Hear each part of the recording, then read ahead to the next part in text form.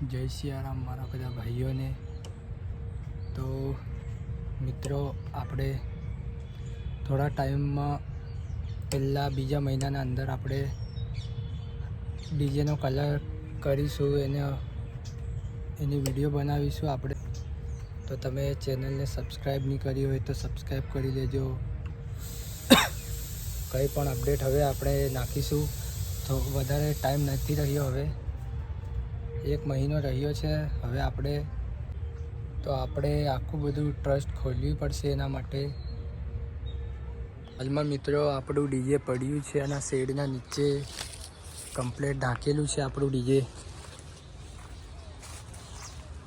તો મિત્રો આપણે આ સ્ટાર બી ખોલી નાખ્યો છે, સ્ટાર આપણે ચેન્જ જ કરી નાખ્યો છે।